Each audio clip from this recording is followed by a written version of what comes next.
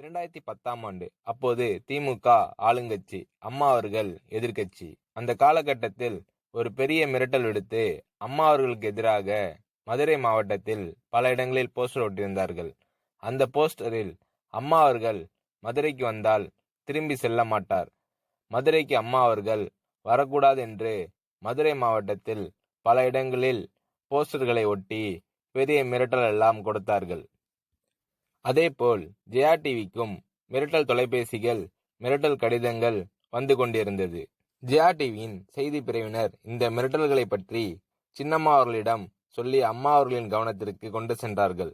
அம்மா அவர்கள் துணிச்சல், வீரம், கம்பீரம் இவற்றின் ஒட்டுமொத்த உருவம். அதனால் அம்மா அவர்கள் நான் மதுரைக்கு போய் தீருவேன், பொதுக்கூட்டத்தில் பேசியே தீருவேன், எது நடந்தாலும் எதிர்கொள்வேன் என்று சொல்கிறார்கள். ஒரு கட்டத்தில் ஜெயா டிவிக்கு மிரட்டல் எப்படி வர தொடங்கியது என்றால், ஜெயா டிவியின் அலுவலகத்தை வெடிகுண்டு வைத்து தகர்ப்போம், அம்மா அவர்கள் மதுரைக்கு வந்தால் ஜெயா டிவியை ஒழிப்போம், இப்படி நிறைய மிரட்டல்கள் தொலைபேசி வாயிலாகவும் கடிதத்தின் வாயிலாகவும் வர தொடங்கியிருந்தது. இதுவும் அம்மா அவர்களுக்கு சின்னம்மா அவர்களின் வாயிலாக தெரிவிக்கப்பட்டது.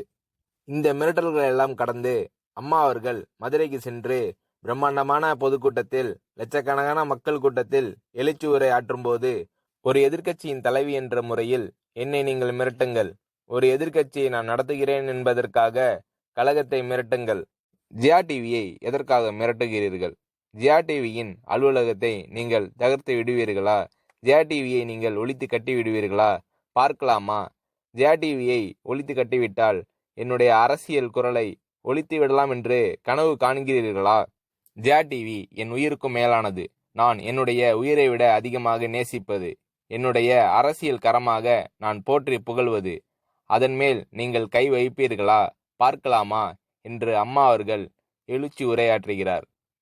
எந்த மண்ணிலிருந்து அம்மா அவர்களுக்கும் ஜெயா டிவிக்கும் மிரட்டல் வந்ததோ அதே மண்ணில் நின்று கொண்டு கம்பீரமாக கர்ஜித்தார்கள் அம்மா அவர்கள். இப்படியெல்லாம் அம்மா அவர்களின் அன்புக்கும் மரியாதைக்கும் பாத்திரமாக ஜெயா டிவி இருந்தது.